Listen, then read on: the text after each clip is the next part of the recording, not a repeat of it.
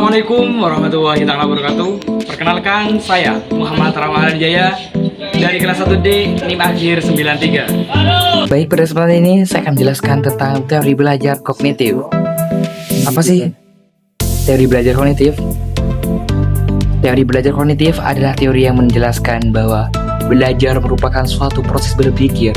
Belajar tidak hanya sekedar menghafal informasi, tapi melibatkan kemampuan seseorang dalam memahami, mengingat, mengolah, dan mengaitkan informasi di dalam pikirannya. Dengan demikian, seseorang dikatakan telah belajar apabila ia benar-benar memahami materi yang dipelajari, bukan hanya mampu mengingat.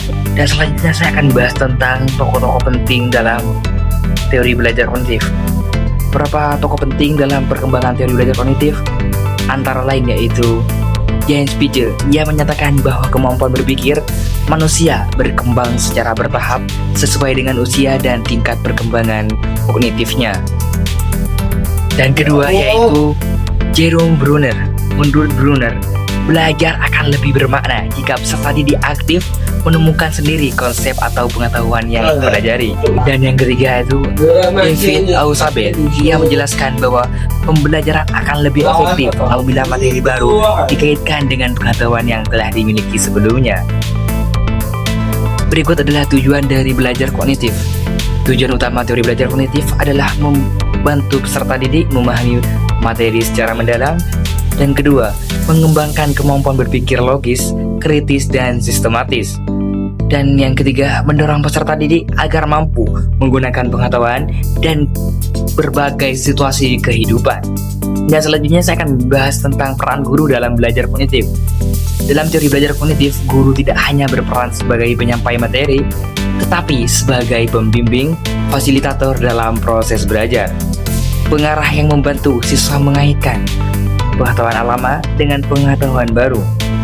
Pendorong agar siswa aktif berpikir, bertanya, dan memahami materi secara mandiri.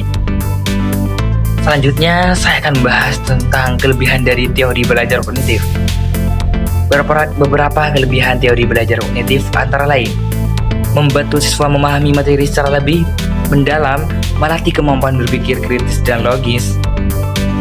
Pengetahuan yang diperoleh lebih tahan lama dan mudah diingat. Mendorong kemandirian dalam belajar. Kekurangan teori belajar kognitif yaitu membutuhkan waktu belajar yang relatif lebih lama. Tidak semua siswa memiliki kemampuan berpikir yang sama. Guru dituntut lebih kreatif dan sabar dalam menyampaikan materi. Jadi kesimpulannya dari teori belajar kognitif adalah sebagai pandangan belajar sebagai proses berpikir aktif dan bermakna.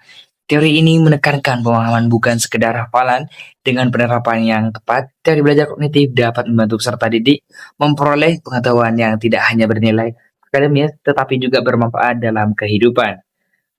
Mungkin itu saja yang dapat saya sampaikan. Kurang lebihnya mohon maaf. Wassalamualaikum warahmatullahi wabarakatuh.